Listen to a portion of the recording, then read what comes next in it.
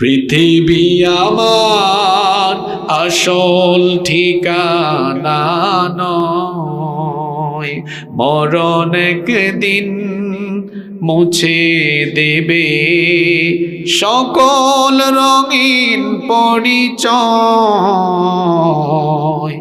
পৃথিবী আমার আসল ঠিকানা নয়, মিছে মানুষের বন্ধন, মিছে মায়া স্নেহ প্রীতি ক্রন্দন, মিছে অভিনয় নাটকের মঞ্চে, মিছে জয় আর পরাজয়।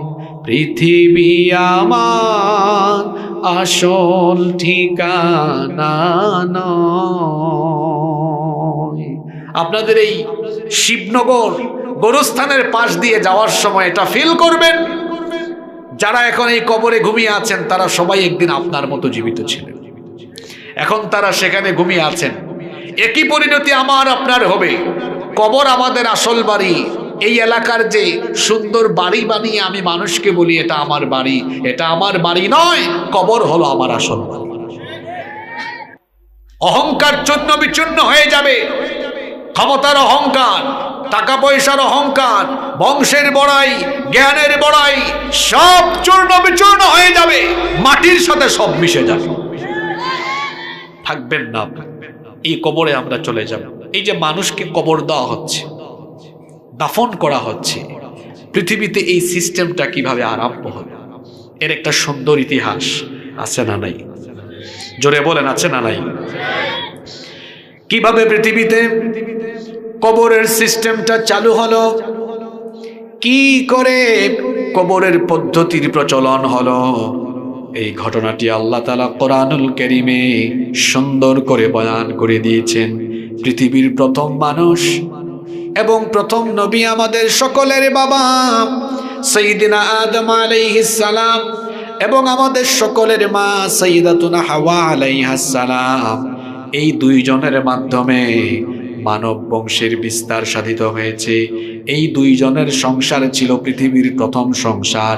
তাদের মাধ্যমে দাম্পত্য জীবন শুরু হয়ে জগৎ সংসার বিস্তৃত হতে হতে আজকে তো বিশাল পরিসর ধারণ করেছে।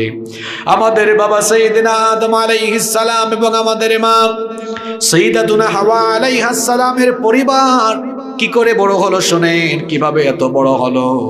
আদম আলাইহিস সালামের ঔরসে আমাদের মা সাইয়্যিদাতুনা হাওয়া আলাইহাস সালামের গর্ভে আল্লাহ তাআলা একসাথে দুটা সন্তান দিতেন। জুড়ে বলেন কয়টা? আস্তে বলবেন না, জুড়ে বলেন কয়টা? একটা ছেলে আরেকটা মেয়ে। এই ছেলে এবং মেয়ে একই গর্ভে যারা থাকতো তাদেরকে ভাই বোন বিবেচনা করা হতো। এরা যখন বড় হয়ে যেত তখন বিবাহের জন্য এক গর্ভের ছেলের সাথে অন্য গর্ভের মেয়ের বিয়ে দেওয়া হতো। আদম আলাইহিস সালামের ছেলে হাবিলের সাথে গর্ভের মধ্যে যে মেয়ে ছিল সেই মেয়ে এবং হাবিল একসাথে বড় হলেন। তারা তো ভাই বোন। এখন হাবিলের সাথে জন্ম নেওয়া মেয়ে, সে দেখতে খুব একটা সুন্দরী ছিল না, গায়ের চামড়া ছিল কুচকুচে কালো। আদম আলাইহিস সালামের ছেলে কাবিলের সাথে জন্ম নেওয়া মেয়ে, সে দেখতে ছিল অসম্ভব রকমের সুন্দরী, রূপবতী। এখন এই দুই গর্ভের চারজন যখন বড় হয়ে গেলেন, আদম আলাইহিস সালামের শরীয়ত মোতাবেক তিনি তাদেরকে বিবাহের পয়গাম দিলেন। হাবিল কাবিলের সাথে গর্ভে থাকা মেয়েকে বিয়ে করবে, আর কাবিল হাবিলের সাথে গর্ভে থাকা মেয়েকে বিয়ে করবে। এই প্রস্তাব যখন দেওয়া হলো, কাবিল তখন এই প্রস্তাব রিজেক্ট করলো, প্রত্যাখ্যান করে দিল। সে বলল, বাবা আমার সাথে যে একই গর্ভে ছিল সে তো দেখতে সুন্দরী, তাকে আমার সাথে বিয়ে না দিয়ে আপনি আমার ভাই হাবিলের সাথে কেন বিয়ে দিচ্ছেন? আমার মনে হয় আমার চাইতে আমার ভাই হাবিলকে আপনি বেশি ভালোবাসেন। আদম আলাইহিস সালাম বললেন, ব্যাপারটা ভালোবাসার নয়, বরং বিবাহের এই সিস্টেমটা যিনি ঠিক করে দিয়েছেন, গলার আওয়াজ বড় করে বলেন তিনি কে? তিনি বললেন, বাবারে এটা আমার একক সিদ্ধান্ত নয়, এটা আল্লাহর ফয়সালা। কাবিল বলল, এই ফয়সালা আমি মানি না। যে আমার সাথে গর্ভে ছিল সে দেখতে সুন্দরী, তাকে আমার সাথে বিয়ে দেন। যখন একটা গন্ডগোল লেগে গেল, আল্লাহ তাআলা তখন আদম আলাইহিস সালামকে বললেন, আদম তুমি তোমার দুই ছেলেকে বলো মিনায় গিয়ে কুরবানি করার জন্য। যার কুরবানি কবুল হবে সে ওই সুন্দরী মেয়েকে বিয়ে করবে। এটি ছিল পৃথিবীর ইতিহাসের প্রথম কুরবানির ঘটনা। এর আগে পৃথিবীতে কেউ কখনো আর কুরবানি করে নাই। আদম আলাইহিস সালাম যখন তার দুই ছেলেকে বললেন, আল্লাহ তাআলা আদেশ দিয়েছেন তোমরা দুই ভাই মিনায় গিয়ে কুরবানি করো, যার কুরবানি কবুল হবে সে ওই সুন্দরী মেয়েটাকে বিয়ে করবে। হাবিল তখন পশুপালন করতেন। তিনি তার পশুর পাল থেকে উৎকৃষ্ট একটি পশু আল্লাহর রাস্তায় জবাই করলেন, কুরবানি করে দিলেন। কাবিল তখন কৃষিকাজ করত, কৃষিজাত কিছু পণ্য সেও কুরবানি করলো। সেই জামানায় সিস্টেম ছিল, কুরবানি করে দেওয়ার পরে একটা খোলা ময়দানে রেখে দেওয়া হতো। যার কুরবানি কবুল করা হতো, আসমান থেকে একটা অগ্নিশিখা এসে সেটাকে জ্বালিয়ে পুড়িয়ে ভস্মীভূত করে দিত। দুইজনেই যখন কুরবানি রেখে দিলেন, দেখা গেল হঠাৎ করে একটি অগ্নিশিখা এসে হাবিলের কুরবানি জ্বালিয়ে দিল, কাবিলের কুরবানি জ্বালিয়ে দিল না। হাবিলের কুরবানিটা যখন কবুল হয়ে গেল, কাবিল তখন আরো বেশি রাগান্বিত হয়ে গেল। রাগান্বিত হয়ে গিয়ে সে তার ভাইকে কি বলল শুনুন এবার সেই ঘটনা কোরআন থেকে। কোরআনুল কারীমের 5 নম্বর সূরা সূরাতুল মাইদা এর 27 নম্বর আয়াত থেকে আল্লাহ তাআলা বলছেন, ওয়াতলু আলাইহিম নাবা আবনাই আদামা বিল হক إذ قربا قربانا فتقبل من أحدهما ولم يتقبل من الآخر। আল্লাহ তাআলা বলছেন, ও নবী আপনি এদেরকে আদমের দুই ছেলের ঘটনাটি শুনিয়ে দেন। দুজনেই যখন কুরবানি করলো, ইয ক্বাররাবা কুরবানান ফাতুকব্বিলা মিন আহাদিহিমা ওয়া লাম ইউতাকাব্বাল মিনাল আখার। একজনের কুরবানি কবুল হলো, আরেকজনের কুরবানি কবুল হলো না। হাবিলের কুরবানি আল্লাহ কবুল করলেন, কাবিলেরটা আল্লাহ কবুল করলেন না। কাবিল তখন রাগান্বিত হয়ে তার ভাই হাবিলকে বলেছিল, ক্বালা লা আকতুলান্নাক, সে বলেছিল আমি তোমাকে হত্যা করব। হাবিল তখন বলেছিল, ভাই আমার তুমি যদি আমাকে হত্যাও করো আমি তোমার দিকে আমার হাত প্রসারিত করে দিব না। কেন তুমি রাগান্বিত হয়ে যাচ্ছ? আমার কুরবানি কবুল হয়েছে, তোমার কুরবানি কবুল হয় নাই। এর কারণ হলো কুরবানির মানদণ্ড হলো তাকওয়া। তিনি তখন তার ভাইকে বললেন, ইন্নামা ইয়াতাকাব্বালুল্লাহু মিনাল মুত্তাকিন, নিশ্চয়ই আল্লাহ মুত্তাকিদের কুরবানি কবুল করেন। তাকওয়ার ভিত্তিতে যে আমল হয় সে আমলটাই সুন্দর হয়। তাকওয়ার ভিত্তিতে যে আমল হয় সে আমলকে যিনি কবুল করেন, গলার আওয়াজ বড় করে সবাই বলেন তিনি কে? আরো জোরে বলেন তিনি কে? কাবিল তার ভাই হাবিলকে মেরে ফেললো। এটা হলো পৃথিবীর ইতিহাসের প্রথম খুনের ঘটনা। এর আগে পৃথিবীতে কোনো মানুষ মারাও যায় নাই, প্রথমবারের মতো মারা গেল। এখন দেখেন যাকে মারলো তার নাম হাবিল, মারলো তার ভাই কাবিল। এই হাবিল কাবিলের বাপের নাম কি? জোরে বলেন। যুবক ভাইয়েরা শোনেন, পৃথিবীতে আসার সময় বাপ আগে এসেছেন না ছেলে আগে? আরো জোরে বলেন। পৃথিবী থেকে যাওয়ার সময় বাপ আছে ছেলে? এটা এই জন্য বললাম, আমার যুবক ভাইরা নামাজে যায় না, আমার যুবক ভাইরা রমজান মাসে রোজা রাখে না, আমার যুবক ভাইগুলো দ্বীনের পথে ধাবিত হয় না, কারণ তারা মনে মনে ভাবে আমি বুড়া হই তারপরে আমি নেক আমল করব। কলেজার টুকরা ভাই গো আমার, বুড়া হওয়ার আগেই আপনি দুনিয়া থেকে চলে যেতে পারেন, কারণ দুনিয়াতে আসার সিরিয়াল আছে, যাওয়ার সিরিয়াল নাই। যাওয়ার সিরিয়াল আছে?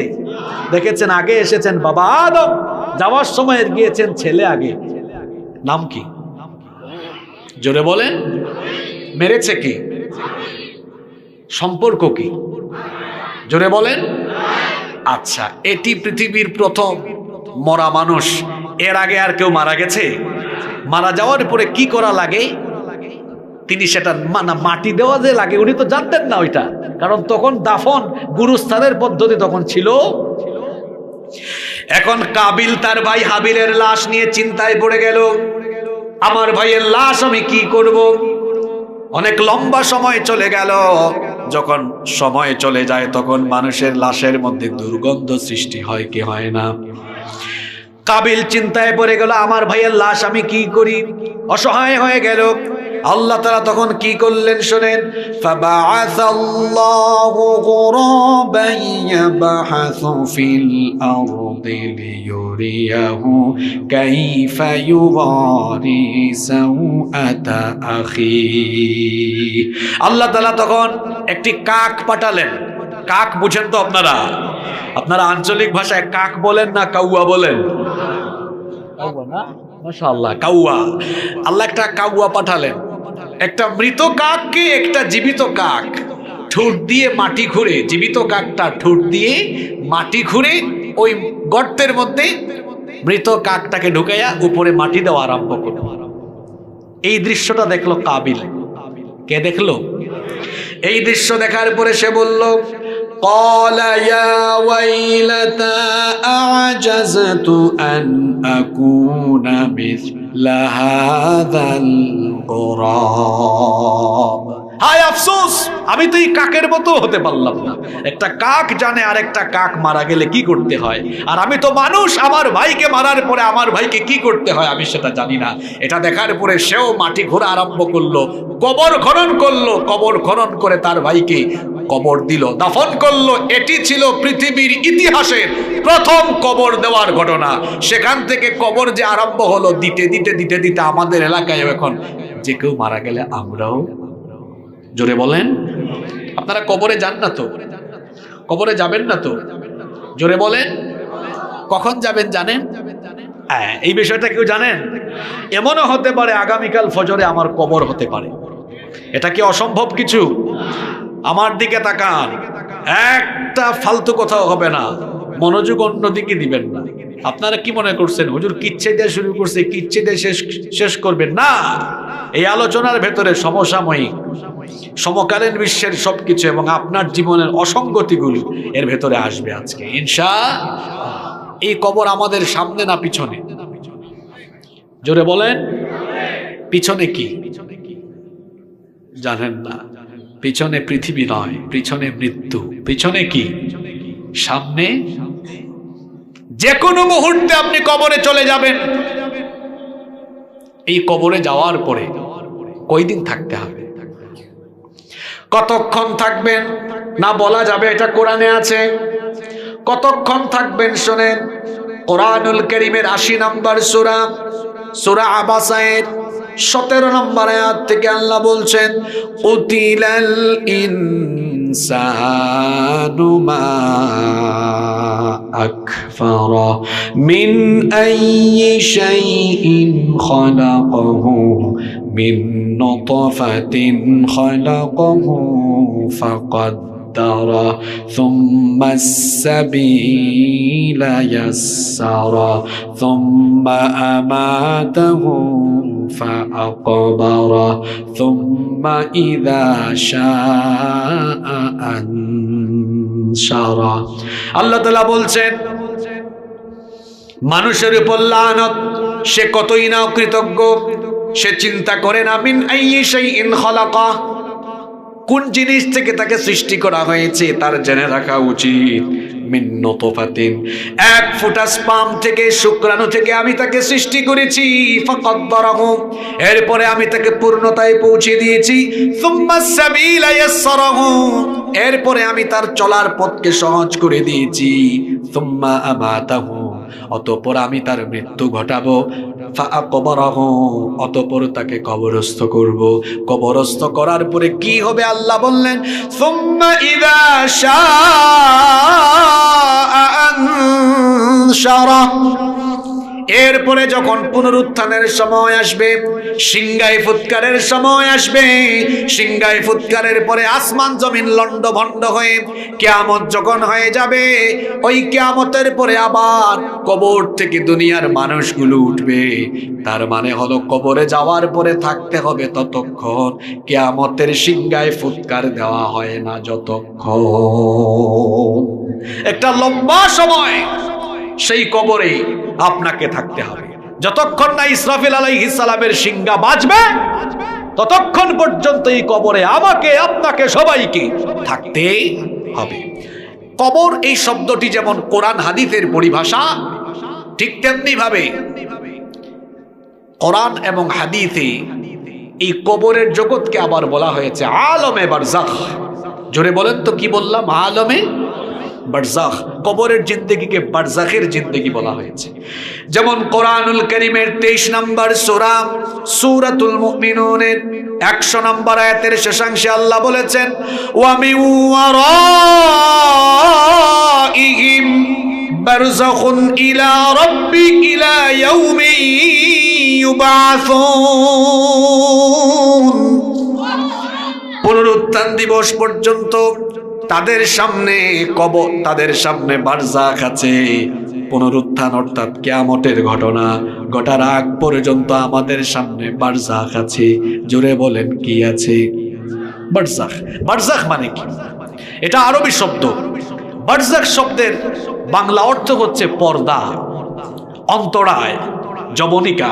এই যে দেখুন এখানে পর্দা আছে না, পর্দা থাকার কারণে পর্দার ওই পাশে কি আছে বা কি হচ্ছে আমাদের কি দেখার বা জানার সুযোগ আছে? জোরে বলতে হবে, দেখা বা জানার সুযোগ আছে? নাই। কবরকে বারজাখ এই কারণে বলা হয় কারণ পৃথিবীর কোনো টেকনোলজি, কোনো প্রযুক্তিকে ব্যবহার করে কবরের জিন্দেগি সম্পর্কে কেউ কোনো তথ্য কাউকে দিতে পারবে? পৃথিবীর বিজ্ঞান পারবে? আপনাদের গোরস্থানে কোন মুর্দার উপর কি হচ্ছে কেউ জানে এটা? আপনি ঘরে বসে লন্ডন আমেরিকার খবর পান। আপনি তো 3.5 হাত কবরে শুয়ে থাকা মানুষের উপর কি চলছে আপনি জানেন? এটা পর্দার জগৎ, অর্থাৎ আমাদের থেকে অদৃশ্য। এখানে কি হচ্ছে আমরা জানি না, এজন্য এটাকে বলা হয় কি? বারজাখ। জোরে বলেন কি বলা হয়? বারজাখ বলা হয়। যেমন আল্লাহ তাআলা কোরআনে কারীমে বলেছেন, মারাজাল বাহরাইনি ইয়ালতাকিয়ান বাইনাহুমা বারযাখুল লা ইয়াবগিয়ান। দুই সাগরের মাঝখানে আল্লাহ বলছেন পর্দা রয়েছে, জবনিকা রয়েছে। এক সাগরের পানি আরেক সাগরের সাথে মিশে যায় না। হতে পারে এমন একটার পানি লোনা, আরেকটার পানি মিঠা। এই যে লোনা আর মিষ্টি একসাথে মিশে যায় না, মাঝখানে অদৃশ্য একটা দেয়াল যিনি স্থাপন করেছেন, জোরে বলেন তো তিনি কি? আজকে সমুদ্র বিজ্ঞান তাই বলছে যে হ্যাঁ, এরকম দুই সাগরের মাঝখানে জবনিকা আছে। আর কোরআন সেটা 1500 বছর আগে বলে দিয়েছে। তাহলে কোরআন আগে না বিজ্ঞান আগে? জোরে বলেন, কোরআন আগে না বিজ্ঞান আগে? আমরা সন্তানকে শিখাবো কি আগে? আরো জোরে বলেন। হ্যাঁ, আপনারা শিখাচ্ছেন আলহামদুলিল্লাহ। বাংলাদেশে অভিভাবকদের সচেতনতা বাড়ছে। দিন দিন মাদ্রাসায় এখন ছাত্রছাত্রীর সংখ্যা বাড়ছে না কমছে?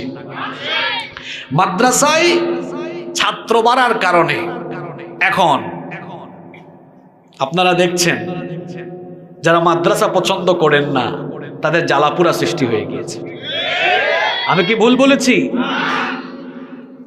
বলা হচ্ছে পথে ঘাটে, অলিতে গলিতে, পাড়ায় পাড়ায় নুরানি মাদ্রাসা, হাফেজি মাদ্রাসা, এগুলো দিয়ে দিয়ে ব্যাঙের ছাতার মতো মাদ্রাসা তৈরি করে স্কুল কলেজের সর্বনাশ ঘটিয়ে দেওয়া হচ্ছে।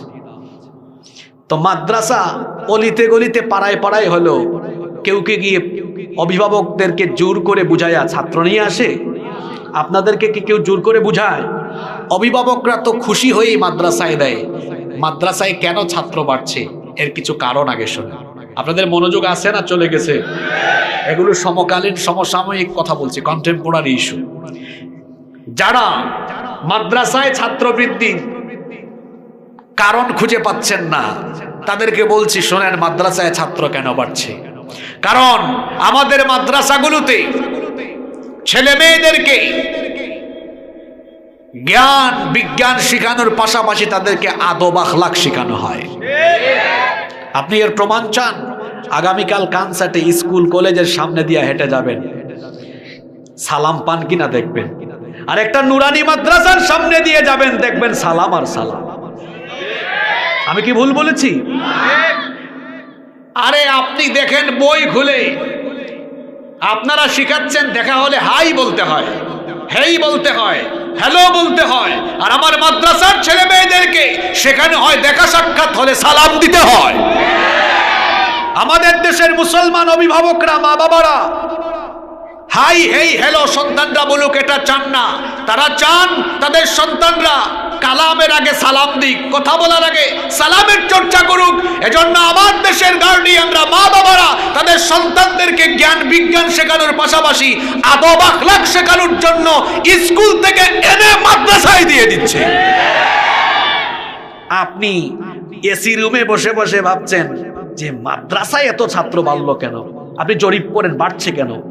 কেন কারণ বের করে ওই যে গ্যাপগুলো মাদ্রাসায় নাই, স্কুলে নাই, ওগুলা স্কুলেও দেন, দেখবেন স্কুলে আর ছাত্র কমবে। কয়টা পয়েন্ট বলেছি? আপনাদেরকে মনোযোগ নাই? কয়টা পয়েন্ট বলেছি? এক, মাদ্রাসায় জ্ঞান বিজ্ঞানের পাশাপাশি কি শেখানো হয়? জোরে বলেন, আদব আখলাক শেখানো হয়। 2 নম্বর, আমাদের দেশের মা বাবারা কেন তাদের সন্তানদেরকে নুরানি মাদ্রাসায় দেন কিংবা মাদ্রাসায় পড়ান? কারণ আমাদের দেশের মা বাবারা চান তাদের সন্তানরা প্রমিত বাংলায় যেমন কথা বলে, ইংরেজিতে যেমন কথা বলতে পারে, তাদের সন্তানরা ছেলে মেয়েরা যেন বিশুদ্ধ করে আল্লাহর কালাম তেলাওয়াত করতে শিখে। আপনি স্কুলে ওইটা দেন, দেখবেন স্কুলে ছেলে মেয়ে কমবে। কয় নম্বর পয়েন্ট? 3 নম্বর, আমার দেশের স্কুল কলেজগুলোতে ছেলে মেয়েদের ফ্রি মিক্সিং আছে, অবাধ মেলামেশা আছে। অবাধে মেলামেশা, অবাধে তারা গ্রুপ স্টাডি করে করে প্রথমে হয় ফ্রেন্ড, তারপরে হয় গার্লফ্রেন্ড, এরপরে হয় ধর্ষণ, যৌন নির্যাতন, যৌন নিপীড়ন। আমাদের দেশের গার্ডিয়ানরা, মা বাবারা তাদের সন্তানদের চরিত্র সেভ করার জন্য তারা স্কুল থেকে কলেজ থেকে বের করে ছেলে মেয়েদেরকে এজন্য মাদ্রাসায় দেয়। কয় নাম্বার পয়েন্ট? যেগুলো বলছি বাস্তব না অবাস্তব? নাম্বার 4, 4 নম্বর, আপনারা যখন আপনাদের স্কুল কলেজে ঈমান বিধ্বংসী বিষয় কারিকুলামে ঢুকিয়ে দিয়েছেন, তখন আমার দেশের গার্ডিয়ানরা, মা বাবা রাগ করে তাদের ছেলে মেয়েদেরকে স্কুল থেকে বের করে মাদ্রাসায় এনেছেন। আপনারা কারিকুলামে শিখাচ্ছেন শয়তানি, শরীফ থেকে ইবলিস এখন রিটায়ার্ডে চলে গেছে। এই আপনারা আছেন না ঘুমায় গেছেন? শুনুন, আপনারা তো শুনুনই বলেন তাই না? তো শুনুন, ঘুমায় যাইয়েন না, শুনুন, ভালো করে শুনুন। শরীফ থেকে, আরে বাপ রে বাপ। আচ্ছা বলেন তো, কণ্ঠ ছেলেদের মতো, মাথা থেকে পা পর্যন্ত যন্ত্রাংশ যন্ত্রপাতিও সব ছেলেদের, দাড়ি উঠে গোঁফ উঠে, সে যদি হঠাৎ করে বলে আমি দেখতে ছেলে হলেও মনে মনে আমি নারী, এটা কি মেনে নিবেন আপনারা? এটা মেনে নিলে ব্যক্তি, পরিবার, সমাজ, রাষ্ট্র, কোথাও কি কোনো শৃঙ্খলা থাকবে? আপনারা যারা ট্রান্সজেন্ডারের মতো বিষাক্ত এই বিষয়টাকে, এই টপিকটাকে পাঠ্য বইয়ে ঢুকাই দিলেন, আপনাদের বিবেকে কি পছন্দ হলো কিনা আমি জানি না। এই যে 6-7-এ একটা ছেলে বা মেয়ে একটু যদি পড়ে, সে ইন্টারমিডিয়েটে গেল, এই যে আজকে রাজশাহী ইউনিভার্সিটিতে অ্যাডমিশন টেস্ট হচ্ছে, ইউনিভার্সিটিতে চান্স পেল, চান্স পাওয়ার পরে দূর থেকে যে সকল ছেলেমেয়েরা ভার্সিটিতে চান্স পায়, তারা ইউনিভার্সিটির হলে থাকার জন্য আবেদন করে। তো তখন যদি মুন্না বলে, স্যার আমার তো সার্টিফিকেটেও লেখা নাম মুন্না, দেখতেও আমি মুন্না, এখন আমি ইউনিভার্সিটিতে চলে এসেছি, আমার সিট লাগবে, কিন্তু এই সিট যখন এখন লাগবে, আমি তো মনে মনে মুন্নি, আমাকে মেয়েদের হোস্টেলে সিট দেন, মেয়েদের হলে সিট দেন। মুরগি, শেয়াল মুরগির খামারের পাশে গিয়ে বলছে, দেখো আমি দেখতে শেয়ালের মতোই, কিন্তু মনে মনে আমি মুরগি। মুরগির যদি দয়ামায়া হয় আর মুরগি যদি শেয়ালকে তাদের সাথে থাকার জন্য সুযোগ দেয়, বলেন তো সকালবেলা কি মুরগির খামারে একটা মুরগিও থাকবে? শেয়াল মনে মনে মুরগি হয়ে মুরগির খামারে ঢুকলে মুরগির যে পরিণতি হবে, মুন্না মনে মনে মুন্নি হয়ে মেয়েদের হলে হোস্টেলে ঢুকলে মেয়েদের পরিস্থিতিও তাই হবে। অলরেডি শুরু হয়ে গিয়েছে। কয়েক সপ্তাহ আগে চ্যানেল 24, এটিএন নিউজ সহ বিভিন্ন নিউজে দেখিয়েছে ঢাকার এক গার্লস স্কুল বা কলেজে এক ছেলে বুরখা পরে ঢুকে মেয়েদের ভিতরে ঢুকে মেয়েদেরকে ডিস্টার্ব করেছে। আপনারা দেখছেন কিনা ভিডিওটা? জি বুঝি নাই। কানসার্টও হয়েছে ঘটনা। শরীফ থেকে শরীফে এখন বইয়ের পাতায় নাই, এখন অ্যাপ্লিকেশন শুরু হয়েছে। ওই যে হুচিমিন ইসলাম বগুড়া, হুচিমিনের কথা কে জানেন? হাত তোলেন তো। আপনারা ঠিক আছে, আজকে যেহেতু জানেন না আমি এটা বলবো না, গুগল শরীফে ইউটিউব শরীফে সার্চ করবেন আজকে বাড়ি যাইয়া, যে হুজুর যে বলছে হুচিমিন, হুচিমিন এটা কে, তখন বুঝে ফেলবেন আপনি। দেখছেন নাকি কেউ এখানে? না, আমি বললে আমার টপিক আরো অনেকগুলা বাকি, তো আমার সব বলতে হবে কথা আজকে। এরপরে আসুন, আমি বলছি মনে মনে যদি কোনো ছেলে মেয়ে হয়ে যায়, তার বাবাকে যদি সে বলে আব্বু আমি তো মনে মনে মেয়ে, আমার বিয়ে দেন, এখন তারে যদি আরেকটা ছেলের সাথে বিয়ে দেওয়া হয়, বাসর ঘরে গিয়া দেখা যাবে দুটাই তো এক জাত, বাসর হবে কেন? ঝামেলা আছে না নাই? তারপরে আপনার মেয়ে মুন্নি আপনাকে যদি বলে আব্বু এত বছর আমি মুন্নি ছিলাম, এখন আপনি সম্পদ বন্টন করবেন, এখন মনে মনে আমি মুন্না, তো মাওয়ারিস আর ফারাইজের বন্টনে লিযযাকারি মিসলু হাদ্দিল উনসায়াইনের এখন বন্টন কিভাবে? সব জায়গায় পেশ আছে না নাই? আপনারা মাদ্রাসা কেন বাড়ছে আর মাদ্রাসায় শিক্ষার্থী কেন বাড়ছে আপনি কারণ খুঁজে পান না। আপনি শরীফ থেকে শরীফা, ফাহিম অন্তরার প্রেমের গল্প, নিরাপদ স্পর্শের নামে অশ্লীলতা, বেহায়াপনা, এমনকি সারেগামা পাধানিসা লীলামালি লীলামালি বড় যুবতী সৈগ বিয়ার সাজনী কন্যা সাজলো, এইরকম নাচ গান বাদ্যযন্ত্র নাটক ফটক ঢুকাই দিয়া যখন আপনি এদেশের সন্তানদেরকে নায়ক গায়ক আউল বাউল বানানোর পরিকল্পনা করছেন, তখন আমার দেশের সচেতন অভিভাবক মা বাবারা সন্তানদেরকে নুরানি মাদ্রাসায় আর তারা ভালো ভালো মাদ্রাসায় নিয়ে ভর্তি করাচ্ছেন। কয়টা বলেছি? কি শয়তানি এখন! আমার তো কলিজাটা ছিঁড়ে গেছে। আমি তো অক্টোবরে এসেছিলাম আপনাদের এলাকায় পাশে, আমি ফিলিস্তিন নিয়ে আলোচনা করে গেলাম না। আমরা ফিলিস্তিনের পক্ষে না ইসরায়েলের পক্ষে? যারা কথা বলে না তারা কিসের পক্ষে? একজনও চুপ থাকবেন না। আমরা কার পক্ষে? আমার ক্লাস 9-এর ইতিহাস ও সামাজিক বিজ্ঞান বই একটা ম্যাপ আঁকা আছে, এবং এই ম্যাপটা আঁকা হয়েছে দেখেন সিরিয়া, লেবানন, জর্ডান, মিশর, এগুলো সব মধ্যপ্রাচ্যের দেশ। একদিকে এনে যেখানে বর্তমান গাজা অবস্থিত, আপনারা তো গাজা বলেন, আরবিতে বলে এটাকে গাজা, ওখানে লিখেছে গাম্বিয়া। এই ইতিহাস ও সামাজিক বিজ্ঞান বই যারা লিখেছে, রচয়িতা এবং সম্পাদক, এরা নাবালেগ, এখনো বালেগ হয়নি। আপনি বলবেন হুজুর এদেরকে নাবালেগ বলেছেন কেন? নাবালেগ বলেছি এই কারণে, গাম্বিয়া হলো আফ্রিকার দেশ, আফ্রিকার দেশ গাম্বিয়া, এখানে এসে জুড়া লাগলো কেন? এখন যদি বলে হুজুর এরা তো নাবালেগ না, যারা লিখেছে এরা তো বয়স্ক মানুষ, তাইলে আমি বলবো বালেগ যদি হয়, তাহলে ম্যাপ আঁকার সময় এরা কত বোতল খাইছে নিজেরাও জানে না। বোতল খেয়া লিখেছে, এজন্য কোন দেশ কোন দিকে নিজেরাও জানে না। এমনকি তারা সেই ম্যাপের মধ্যে ফিলিস্তিনের নাম না দিয়ে ইসরায়েলের নাম বড় করে দিয়েছে। ওইদিকে দাজ্জালের রুহানি সন্তান ইহুদিরা পশ্চিমাদের সাথে আতাত করে ফিলিস্তিনি নারী পুরুষ শিশুদের উপরে, ভাই বোনদের উপরে নির্মম নিপীড়ন করে তারা যেমন ফিলিস্তিনকে মুছে দিতে চাইছে, আমার দেশেও দাজ্জালের টাটকা টাটকা রুহানি সন্তানরা আমার দেশের আমাদের ট্যাক্সের পয়সায় ছাপানো বইয়ের ভেতরে ফিলিস্তিনের নাম মুছে দিয়ে ইসরায়েলের নাম বড় করে দিয়ে তারা প্রমাণ করেছে তারা দাজ্জালের রুহানি সন্তান।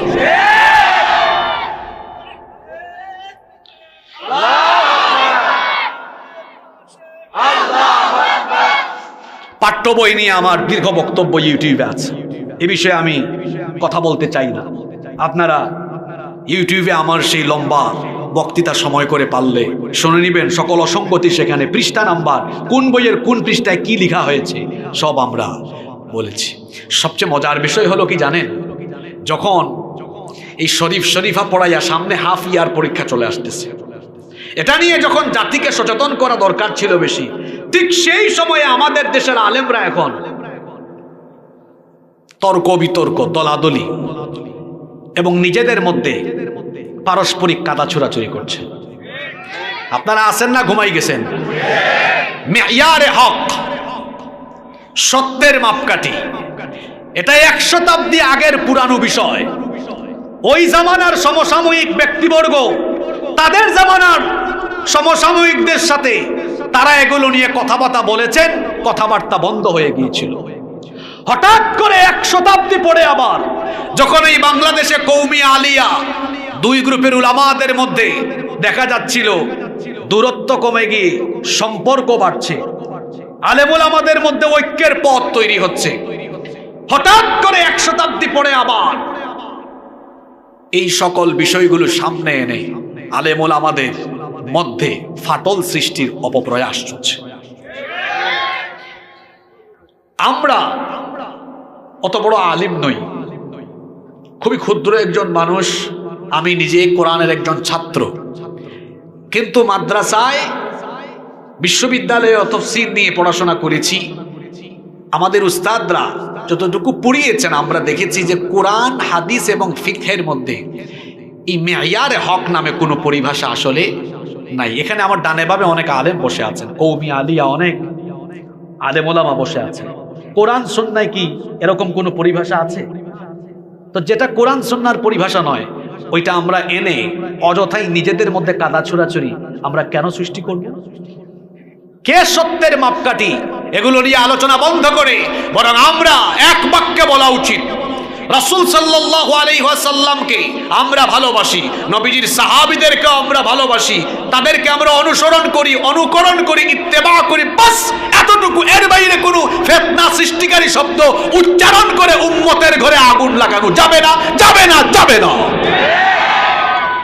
আপনারা নিজেদের মধ্যে কাদা ছুড়াছুড়ি করছেন, আর গতকাল তারা বসে মিটিং করছে এত নুরানি আর এত হাফেজি মাদ্রাসা বাড়ে কেন, এগুলার বিরুদ্ধে এখন ব্যবস্থা নেওয়া দরকার। খেলা বুঝবেন আরো কয়েকদিন পরে, এখনো সময় আছে। নিজেদের মধ্যে পারস্পরিক কাদা ছুড়াছুড়ি বন্ধ করে কওমি আলিয়া ভেদাভেদ ভুলে এক টেবিলে বসুন, একসাথে থাকুন। নুরানি মাদ্রাসা, হাফেজি মাদ্রাসা, কোন মাদ্রাসা নিয়ে কথা বলার সাহস এই দেশে কোনোদিন কারো হবে না ইনশাআল্লাহ।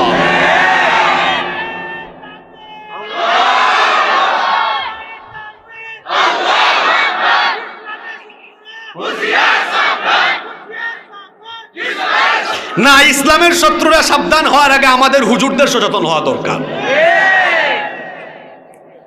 আলেমে আলেমে বিভেদ আর জালিমে জালিমে এখন বন্ধুত্ব শুরু হয়েছে। আলেমে আলেমে বিভেদ এখন জালিমে জালিমে দোস্তি, আলেমে আলেমে বিভেদ এখন জালিমে জালিমে দোস্তি। পথের ঠিকানা জানা নেই কারো, কে কোথায় পাবে স্বস্তি, কে কোথায় পাবে স্বস্তি। আমরা হুজুররা কোথায় পড়ে আছে শোনেন। সালাতে দুহাত কোথায় বাঁধবে, নাভির উপরে বুকে। এটা আপনাদের এই অঞ্চলে বেশি। সালাতে দুহাত কোথায় বাঁধবে, নাভির উপরে বুকে। আমিন বলবে চুপিসারে নাকি সজোরে আওয়াজ ফুকে। ছোট আরো ছোট বিষয় নিয়েও চলছে ভীষণ দ্বন্দ্ব। সব দল ভাবে আমরাই ভালো, অন্যরা কালো মন্দ। ফরজ নিয়ে তো মারামারি নেই, নফলে সফল ডুব। ফরজ নিয়ে তো মারামারি নেই, নফলে সফল ডুব। টুপির আকার আকৃতি নিয়ে গবেষণা হয় খুব। যখন আমরা এগুলো নিয়ে আছি, এই সুযোগে আব্রাহা দেখো হাকিয়ে বেড়ায় হস্তি। এটা রূপক কথা। অর্থাৎ আমরা যখন টুপি নিয়ে জুড়ে আমিন আস্তে আমিন নিয়ে নিজেদের মধ্যে কাদা ছোড়াছুড়ি করছি, তখন জালিমেরা তাদের দুর্গকে আরো মজবুত করে ইসলাম আর ইসলামপন্থীদের উপরে আরো বেশি চড়াও হয়ে যাচ্ছে। এই সুযোগ আমরা তৈরি করে দিচ্ছি। খ্যাতির নেশায় আলেমের মন ব্যস্ত, ভীষণ ব্যস্ত। আমাকে আলোচনায় থাকতে হবে, ভাইরাল হওয়া দরকার। আমাকে এমন এমন টপিক নিয়ে কথা বলা দরকার যাতে করে আমি ভাইরাল থাকি। খ্যাতির নেশায় আলেমের মন ব্যস্ত, ভীষণ ব্যস্ত। এই সমাজের সব কাজে তাই জালিমের হাতে ন্যস্ত। নিজের হিসেব করে না আলেম অন্যের কথা ভাবে। বিরোধকারীরা জান্নাতে নাকি জাহান্নামেই যাবে। কাফের ফাসেক লক্ষ ফতোয়া পকেটেই আছে জমা। আল্লাহর কাছে ছাড় আছে তবু তার কাছে নাই ক্ষমা। হেরার চেরাগে চিনতে পারেনি এখনো আপন পর। হেরার চেরাগে চিনতে পারেনি এখনো আপন পর। জালিমের হাতে চলে গেছে তাই নিজের সাজানো ঘর। সালতানাতের মিনার হারিয়ে আশ্রয় তার বস্তি। আলেমেরা সালতানাতের মিনার হারিয়ে এখন বস্তিতে যেমন মানুষ ঘোরাফেরা করে, আলেমদের পরিণতি এখন তাই হয়েছে। গানে গানে সব সত্য কথাগুলো বলে দিয়েছি। কওমি আলিয়া সকল ধরনের আলেমদেরকে বলছি, অনুরোধ করছি, কাদা চুরাচুরি বন্ধ করুন। যদি নিজেদের মধ্যে দূরত্ব আরো সৃষ্টি করেন, বিগত কয়েক যুগ ধরে উলামাদের উপরে যে নিপীড়ন এসেছে, আগামীতে সেটা আরো কয়েক গুণ বেড়ে যাবে। নিজেদের অস্তিত্ব আপনারা হারিয়ে ফেলবেন।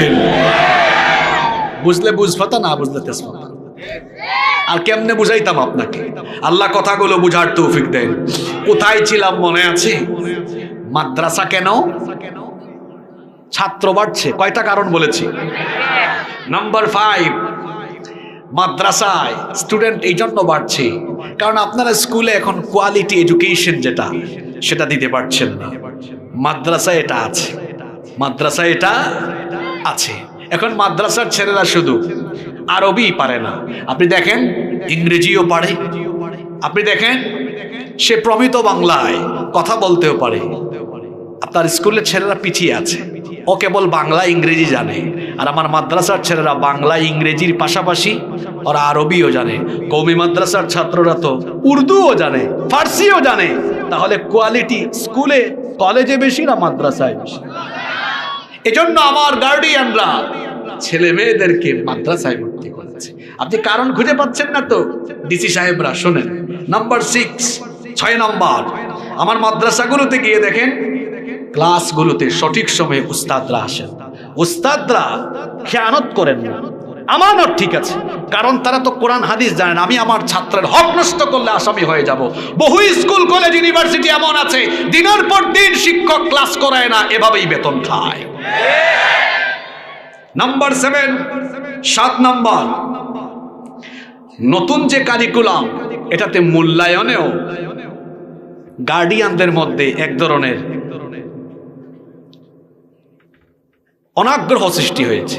গার্ডিয়ান বুঝেই না এটা কি, বৃত্ত, চতুর্ভুজ জানেন কিনা আপনারা? এখন কি ছেলেমেয়েরা কি পায়? হায় হায় হায়, আপনারা জানেন না? অগো কথা বলছেন না কেন? ত্রিভুজ, চতুর্ভুজ, আর কি জানে আরেকটা আছে বৃত্ত। এগুলো অনেকে বুঝে না, এজন্য তারা বের করে এনেছে। 8 নম্বর, সেখানে ছেলেমেয়েরা স্কুলে ইসলামী কোনো কালচার শিখছে না। আমাদের দেশের মা বাবারা চান তাদের সন্তানটা যেন সাধারণ শিক্ষার পাশাপাশি ইসলামী কালচারও শিখে, এজন্য তারা বের করে মাদ্রাসা এনে দিয়েছে। তারপরে 8 নম্বর আরেকটা বড় কারণ হলো স্কুলে পড়িয়েছে, মাদ্রাসায় স্কুলে পড়িয়েছে, কলেজে পড়িয়েছে। সব স্কুল কলেজ পড়ুয়ারা একরকম না। হতে পারে যেমন আমার স্টার্টিং হয়েছে নুরানি দিয়ে, এরপরে আমি স্কুলে গিয়েছি, আবার মাদ্রাসায় এসেছি, মাদ্রাসা শেষ করেছি, ইউনিভার্সিটিতেও পড়েছি। কিন্তু আমার বাবা আমাকে শুরু করেছেন কোরআন দিয়ে। আমার পরিবারের সবার শুরু হয়েছে কোরআন দিয়ে। যাদের কোরআন দিয়ে শুরু হয় এরা মা বাপকে বৃদ্ধাশ্রমে পাঠায় না। কিন্তু দেখেন আপনি, যারা তাদের সন্তানকে কোরআন বাদ দিয়ে অন্য সব শিক্ষা দিয়েছে, বুড়া বয়সে এদেরকেই তাদের ছেলেমেয়েরা বৃদ্ধাশ্রমে রেখে আসছে। এজন্য বর্তমানে শিল্পপতিরাও তাদের ছেলে মেয়েদেরকে মাদ্রাসায় দিচ্ছেন বুড়া বয়সে, যেন তারা একাকিত্বে নিঃসঙ্গে বৃদ্ধাশ্রমে না কাটান। মাদ্রাসায় কেন ছাত্র বাড়ছে আপনি বুঝেন না? 9 নম্বর হলো আমার স্কুল কলেজগুলোতে বিজাতীয়দের সংস্কৃতি ছাত্রদেরকে শেখানো হচ্ছে, এটা মা বাবারা পছন্দ করেন না। এরপরে আসুন 10 নম্বর হলো এখনকার মাদ্রাসাগুলো আধুনিকায়ন হয়েছে। এখনকার মাদ্রাসাগুলো আধুনিকায়ন হয়েছে। এখন মাদ্রাসাগুলো যে আধুনিকায়ন হয়েছে আপনি প্রমাণ চান, এই যে বিশ্ববিদ্যালয়ের অ্যাডমিশন টেস্ট শুরু হয়েছে, আপনারা দেখবেন ঢাকা বিশ্ববিদ্যালয়ে গত প্রায় 2 যুগ ধরে স্কুল কলেজের ছেলেদেরকে পিছনে ফেলে দিয়ে মাদ্রাসার ছেলেরা ভর্তি পরীক্ষায় ফার্স্ট হয়ে যায়। আমার গার্ডিয়ান এটা দেখছেন, দেখার পরে তারা দেখছেন যে না, মাদ্রাসার ছেলেরা আসলেই কোয়ালিফাইড। মাদ্রাসার ছেলেদেরকে আমার দেশের অনেক মানুষ মনে করে এই মোল্লারা কি জানে, কি জানে এরা, মোল্লারা কি জানে।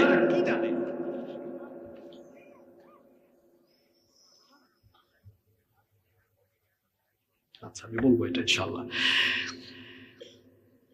কোথায় ছিলাম যেন, কি বলছিলাম? আমার দেশের অনেকে দাড়ি টুপি দেখলি, পাঞ্জাবি দেখলি মনে করে এরা কি জানে।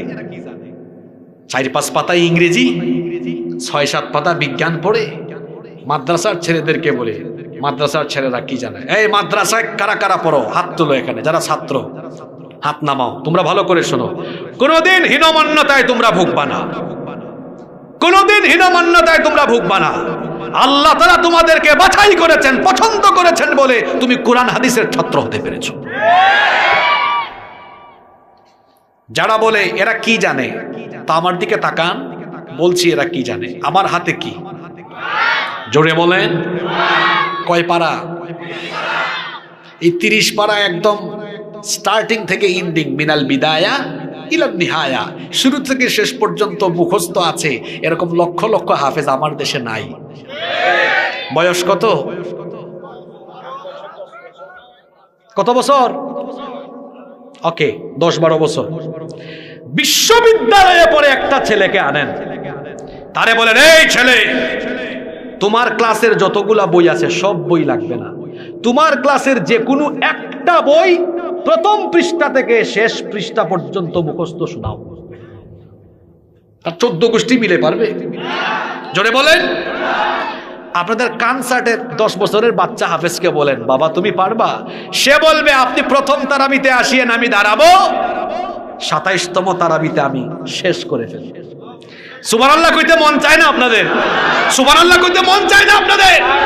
সুতরাং আমার দেশে যারা মাদ্রাসার ছেলেদেরকে অবহেলা করেন তাদেরকে বলছি, যারা এই 30 পারার 114টা সূরা সিনার ভেতরে রেখেছে, এদের ভিতরে মেধা আছে, জ্ঞান আছে, এরা চাইলে, শুধু চাইলে না, এরা এটা করছেও। এখন আপনাদের 6-7 পাতা ইংরেজি, 8-9 পাতা বিজ্ঞান চাবায়া চুবায়া খায়া সিনার ভেতরে গেঁথে ফেলতে পারে। মাদ্রাসায় ছাত্র বাড়ছে কেন? এদেশের মাদ্রাসাগুলো ইসলামী শিক্ষার বুনিয়াদি প্রাণ কেন্দ্র। এই মাদ্রাসাগুলো নিয়ে যদি কোনো ধরনের কোনো ষড়যন্ত্র হয়, আমরা আগে থেকে সাবধান করছি। আমরা আলেমরা কাদা ছুড়াছুড়ি করি ঠিক, কিন্তু মাদ্রাসায় হাত দিয়ে দেখেন, সমস্ত কাদা ছুড়াছুড়ি বন্ধ করে কওমি আলিয়া, হেফাজত, চরমুনাই, জামাত, যত দলের আলেম ওলামা আছে, এক টেবিলে বসে আমরা ঐক্যবদ্ধ হুঙ্কার মারব।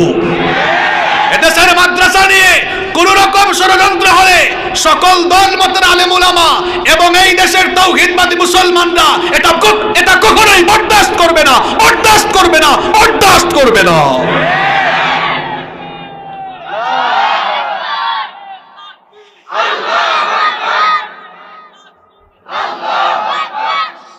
বারোটা তো হয়েই গেছে।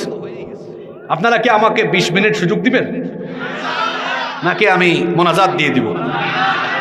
আমাকে 10টায় দিলে ভালো হতো, যেহেতু আমি বসেছি আমার কথাগুলো শেষ করতে হবে। আমাকে কি আপনারা 20 থেকে সর্বোচ্চ 25 মিনিট সময় দিবেন? সবাই থাকবেন তো? তাহলে জান, আমিও আমার নিয়ম ভাঙা ফেললাম। আমি আসলে 12টার পরে কথা বলি না, আজকে আপনাদের আগ্রহ দেখে আমি কথা বলবো। আসলে আমি কথা বলতে পারবো জানতাম না, আমি এসে এত আধা খাইছি মেম্বার সাহেবের করে, এত ঠান্ডা লাগছে চেয়ারম্যান সাহেব, ঠান্ডা গরম, এখন এমন একটা দিন আসছে কিছুক্ষণ